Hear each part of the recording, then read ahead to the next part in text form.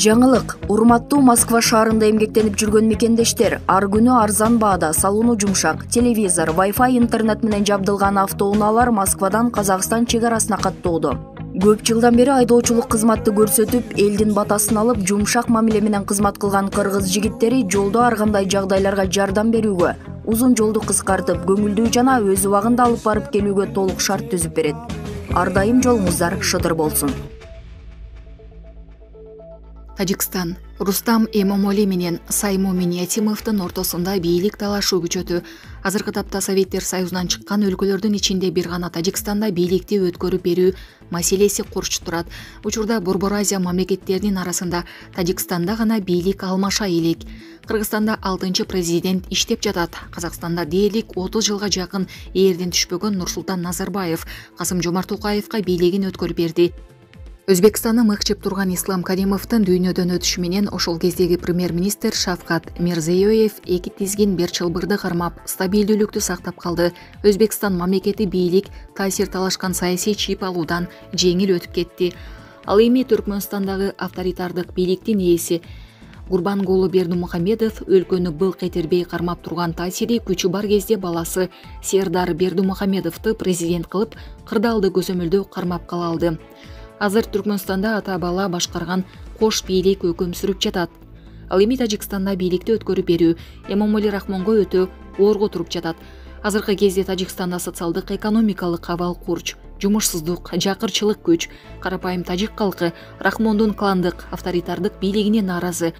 Рахмондун атадан балага бийликти мурстап калтыруу саясатына иштери чыкпайт, колдобойт. Ошондон улам Рахмон бийликке каршы күчтөрдү сырткы душманга карата консолидация кылуу максатында ошол кырдаалдан пайдаланып, бийликти баласы Рустам Эмомалиге өткөрүп берүүнү көздөп Кыргызстанга куралдуу кол салуу уюштуруп, адам өмүрүн кыйган баскынчылык жасады. Бирок мындай арам максатты саясий провокациясы бийликти баласына өткөрүп берүүгө мүмкүнчүлүк түзгөн жок. Маселе дагы да болсо курч бойдон турат.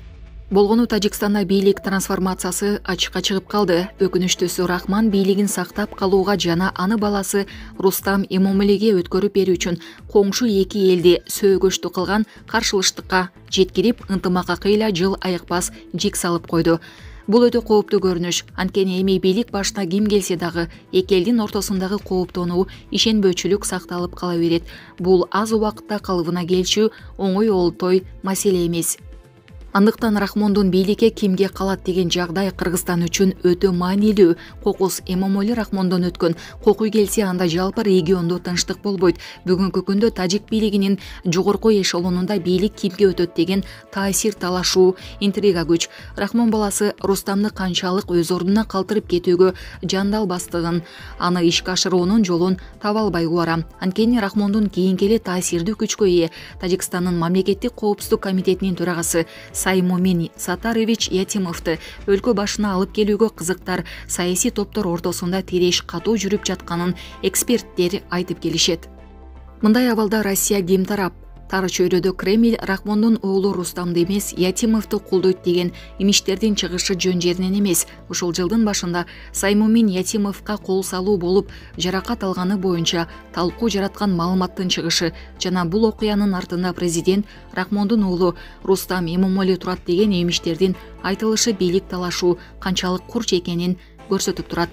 Тараза ташы кимге ойт, азырынча айтуу кыйын. Бирок бул эки фигуранын тең Тажикстандын бийлик башына келиши Кыргызстан үчүн анчейин ыңгайлуу эмес. Бул экөө тең бир ишин элден чыккан авторитардык режимдин жактоочулары жана Кыргызстанга карата жасалган агрессияга түздөн-түз тиешеси бар адамдар.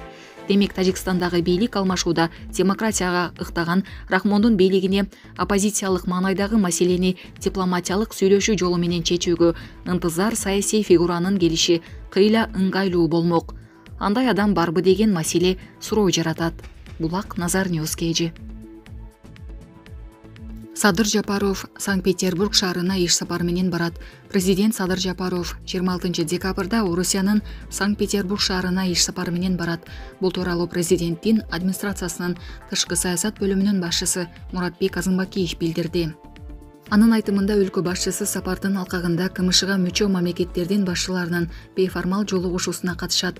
Ал иш-чарага Беларусь президенти Александр Лукашенконун, Азербайжандын президенти Ильхам Алиевдин, Армениянын премьер-министри Никол Пашиняндын, Казакстандын президенти Касым-Жомарт Токаевдин, Орусия Федерациясынын президенти Владимир Путиндин, Тажикстандын президенти Эмомали Рахмондун, Түркмөнстандын президенти Сердар Бердымухамедовдун, Өзбекстандын президенти Шавкат Мирзиёевдин катышуусу күтүлүүдө деген ал.